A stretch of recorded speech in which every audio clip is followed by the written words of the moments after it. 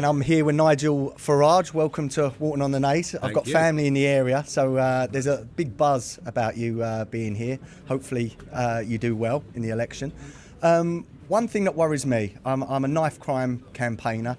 Try to get the knives down message out there. I've got a 15-year-old boy and I'm petrified of him going out, you know, and the future that is in front of them, really. What will reform do to tackle knife crime? Stop and search. Stop and search. Stop and search. And make sure there are penalties. Things that kids are fearful of if they're carrying knives. We're not stopping and searching because the police say, well, hang on, knife crime's a problem in South London. There's quite a lot of black people living in South London. If we stop and search, they'll say we're racist.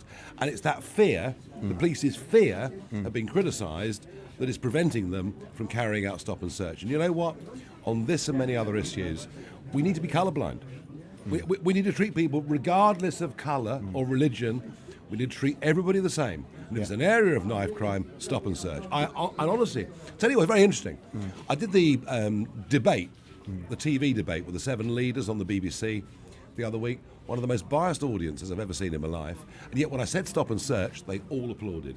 This is what people want. Yeah, I mean, look, one thing I would like to do, or get the message out there, is maybe people going into schools, showing these kids what a prison cell looks like, showing these kids families that are bereaved. I lost my father to knife crime.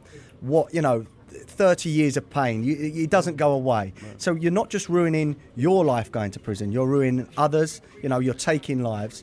And I just hope that, if one kid even sees this, they decide to put the knives down, so hopefully reform, get a voice in Parliament and you can push for that. Yeah, I mean, it's very interesting. Crime actually comes from the bottom up. Whether it's allowing shoplifting, which we do now, up to 200 quid. I mean, can you believe it? Whether it's not being tough on kids carrying knives. If you sort out a lot of things at the ground level, you get less progression onto more kids need to know the consequences of knife crime. And I think at the moment, we've seen recently with the Golders Green attacker, he hasn't even been sent to prison. He had a large kitchen knife. It was a hate crime as well. What is happening to our judiciary? What is our system about? Well, I mean, I mentioned the police, but you could equally argue the judiciary as well. But I wonder the other thing. I just wonder, you're closer to this than I am.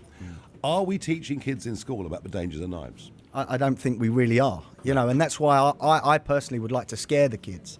I'd like to show them a prison cell, maybe take them to a prison, show them where they're going to end up if they get caught with a knife.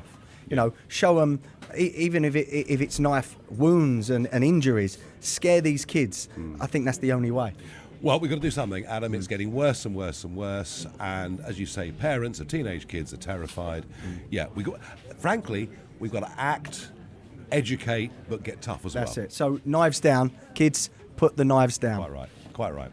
Thank you. Cheers, Nigel.